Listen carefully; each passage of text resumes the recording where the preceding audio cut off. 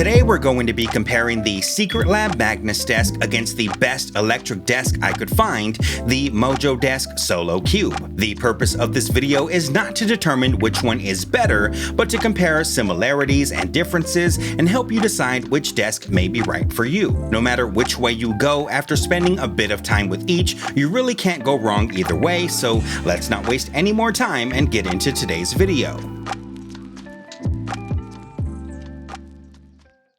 After searching for an electric desk, you're going to come across all kinds of brands you've never heard of and start to notice a lot of companies that basically sell the same desk under different names. It was during my search I first came across Mojo Desk on Facebook, which caught my eye for two main reasons. First, they have their own factory and custom create each desk as they're ordered, so they're not just reselling a pre-made desk made somewhere in China under their brand name. And second, they have the best color schemes for what I was looking for of any brand I found. The American oak color is almost a perfect match to my GIK acoustic bass traps, which is exactly what I was looking for. As a third bonus, I found their desk include customizable magnetic options, much like the Magnus desk I could include.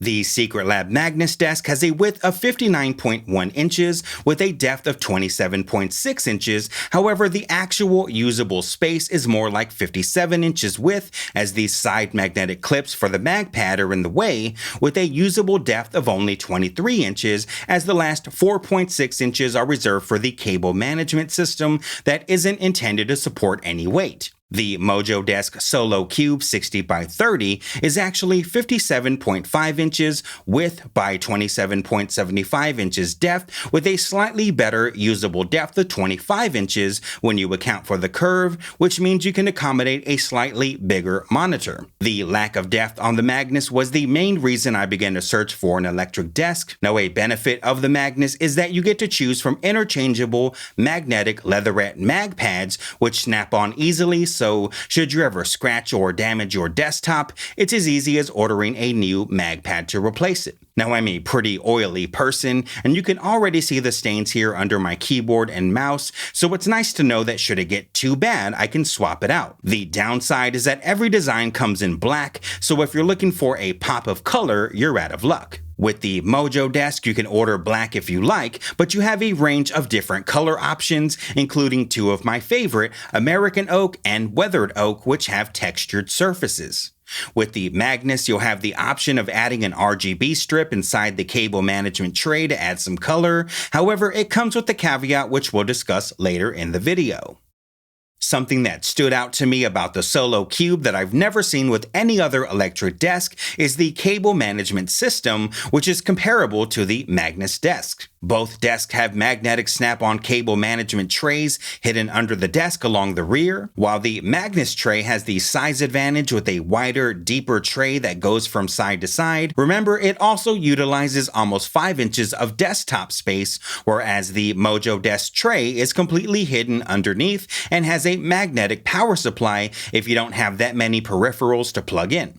The Mojo Desk also has this machine gun style magic snap cable chain, which magnetically connects to one of the legs to run cables down, which includes these plastic stick-on pieces if you want to run your cables down further than the chain allows. The Magnus desk also has these metal snap-on covers, which essentially do the same thing. The Magnus desk also has 3 sets of magnetic cable anchors, which can be placed anywhere you'd like on the desk and can be handy with things like phone charging cables. Since the Magnus desk is all metal, they've continued to expand on accessories like magnetic bumpers, headphone holders, and even the RGB strip. One of the things that bothered me about the Magnus is, though it's advertised to be compatible with boom arms and monitor arms, I've actually found it to be quite limiting. When it comes to a boom arm for my microphone, I've tried installing it on the side of the desk, but then the mount squeezes on the MagPad magnetic sides, which causes them to bend inward. Before I got the RGB strip, I had it installed along the rear, but now the RGB strip blocks me from being able to clamp down the boom arm in place. The same would be true for a monitor arm mount, as the only way it could clamp would be to crush the RGB strip. The monitor mount would also need to be pretty small, as there just isn't a whole lot of depth inside the cable management tray to fit inside. I've since mounted the microphone boom arm on one of my studio monitor stands and have stayed away from a monitor mount until now. With the Solo Cube, I now have a Mojo Desk branded mount, which gets bonus points for being heavy duty and built well, but for also having a built-in USB, headphone, and microphone port.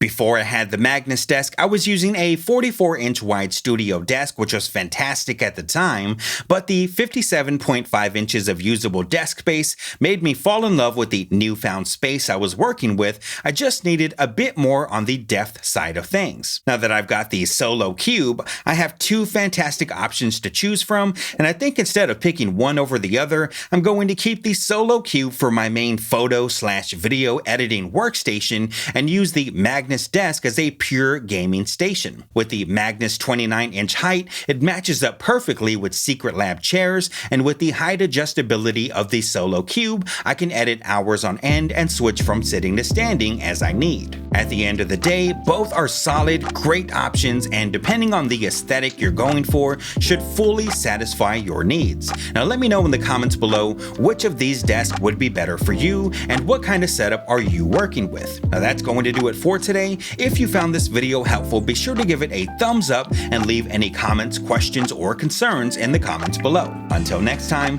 thank you for watching, stay tuned, and have a great day.